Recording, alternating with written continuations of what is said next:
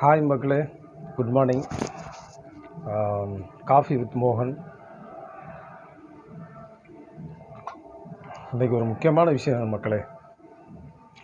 அது முக்கியமான விஷயன்றதை விட ஒரு 2 நாளைக்கு முன்னாடி நடந்த ஒரு சோக சம்பவம் என்னன்னு கேட்டிங்கன்னா, மகாராஷ்டிரா மாநிலத்தில் சத்ரபதி சாம்ராஜ் நகர் அப்படின்ற ஒரு ஏரியாவில் ஒரு 18-19 வயசு இளைஞன் வந்து இறந்துட்டான்.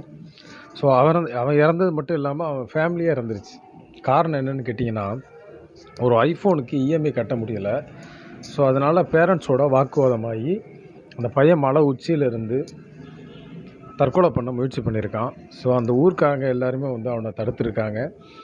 ஒன்றும் வேலைக்கு ஆகலை. கடைசி அவங்க அப்பாவும் அம்மாவும் மேலே போய் அவங்க அப்பா வந்து கிட்ட போய் அந்த பையனை பிடிச்சி இழுத்துருக்காரு. கடைசியில் அந்த பையன் அவங்க அப்பாவையும் பிடிச்சி உள்ளே இழுத்துட்டான். மேலே மலையோட உயரத்துலேருந்து கீழே விழுந்து இறந்துட்டாங்க.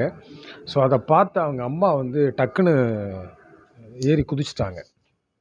நேற்று இந்த வீடியோ பார்த்தோன்னா மனசு ரொம்ப வலிக்குது மக்களே. காலையிலேயும் இந்த மாதிரி விஷயங்கள் சொல்லக்கூடாதுன்னு நினச்சேன், ஆனால் இதை தவிர வேறு வழி இல்லை. அதாவது ரொம்ப செக்யூர்டான மொபைல், ரொம்ப செக்யூர்டு அப்படின்னு சொல்கிறது எல்லாமே வந்து ஒன்றுமே இல்லை மக்களே. சரியா? எவ்வளோ பெரிய ஐஃபோனாக இருந்தாலும் கண்டிப்பாக ஹேக் பண்ணிடுறாங்க ஹேக்கர்ஸ்.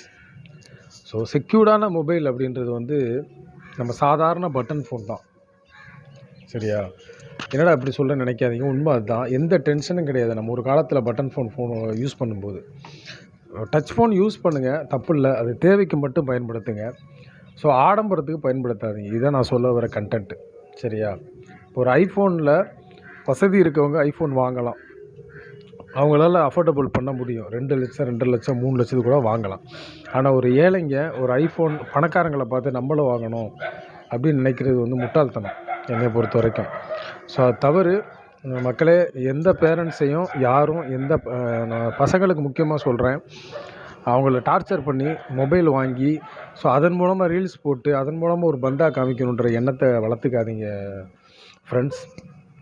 இது வந்து ஜென்சி கிட்ஸ் எல்லாருக்குமே நான் சொல்கிறேன், இன்க்ளூடிங் எனக்கே நான் சொல்லிக்கிறேன். ஏன்னா நான் ஐஃபோன் வாங்கலை, ஐஃபோன் இல்லை என்கிட்ட.